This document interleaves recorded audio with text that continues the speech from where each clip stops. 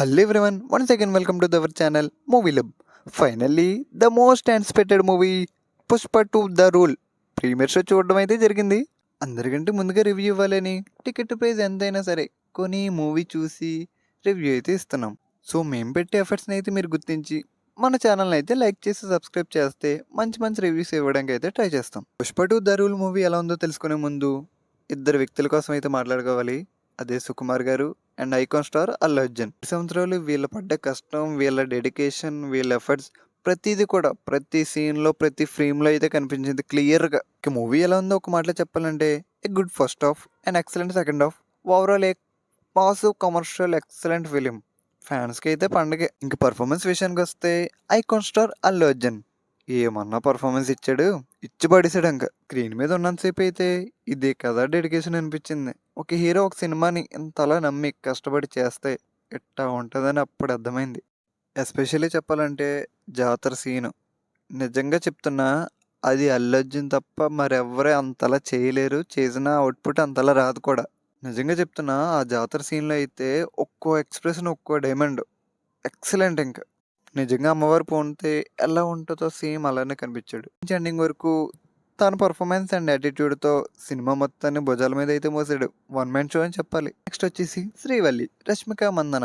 ఇంకా తన లైఫ్లో తన బెస్ట్ అయితే ఇచ్చింది ఈ మూవీకి. స్క్రీన్ మీద ఉన్నంతసేపు కూడా ఆ శ్రీవల్లి అనే క్యారెక్టర్లో ఇన్వాల్వ్ అయిపోయి తన కెరీర్లో తన బెస్ట్ అయితే ఇచ్చింది. మెయిన్లీ ఎక్స్ప్రెషన్స్ అయితే too good. Movie main highlight వచ్చేసి climax fight. Mental over mass. ఇంకా స్టార్టింగ్ నుంచి ఎండింగ్ వరకు అరాచకమని చెప్పాలి. ఫైట్లో ఎక్స్ప్రెషన్స్, ఆ ఫైట్ ఆడియన్స్ మొత్తం అలా చూస్తూ ఉండిపోయారు. ఇంకా ఫహద్ ఫసీల్ కూడా తన డిఫరెంట్ యాటిట్యూడ్తో అయితే మూవీ మొత్తం ఇచ్చి పడేశాడు. ఇంకా మిగిలిన క్యారెక్టర్స్ మొత్తం ఎవరికి ఇచ్చిన క్యారెక్టర్ అయితే వాళ్ళు న్యాయం చేశారు. మూవీలో సాంగ్స్ కోసం అయితే ప్రత్యేకంగా అయితే చెప్పక్కర్లేదు, ఆల్రెడీ బ్లాక్ బస్టర్ అయినాయి. ఇంకా మూవీకి హైలైట్ సాంగ్ అండ్ డ్యాన్స్ వచ్చేసి feeling song. Shekhar master choreograph చేసిన ఈ సాంగ్ అయితే మూవీకి హైలైట్గా అయితే నిలిచింది. ఇంకా బీజిఎం వచ్చేసి ఫస్ట్ హాఫ్తో కంపేర్ చేస్తే సెకండ్ హాఫ్లో బీజిఎం అయితే బాగుంది. బట్ ఇంకా అక్కడక్కడ కొన్ని కొన్ని సీన్స్ దగ్గర బీజిఎం ఇంకా బాగా వేస్తే బెటర్ అని అనిపించింది. ఓవరాల్గా డిఎస్పీ ఇచ్చిన మ్యూజిక్ అయితే ఓకేష్గా ఉంది. 3 గంటల 20 నిమిషాలు మూవీ చూస్తున్నాం అన్న ఫీల్ అయితే రాలేదు.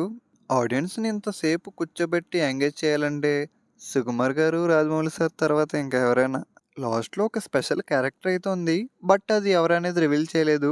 సో అది సస్పెన్స్లో పెట్టి పుష్ప 3 ద ర్యాంపేజ్ అని చేశారు. ఇంకా మూవీలో నెగిటివ్ పాయింట్స్ కోసం మాట్లాడుకోవాలంటే ఫస్ట్ హాఫ్లో అక్కడక్కడ కొన్ని కొన్ని సీన్స్ స్లోగా ఉన్నాయి అనిపించింది. కొన్ని కొన్ని ఎలివేషన్ సీన్స్ దగ్గర బీజిఎం ఇంకా బెటర్గా ఇచ్చుంటే బాగుండు అనిపించింది.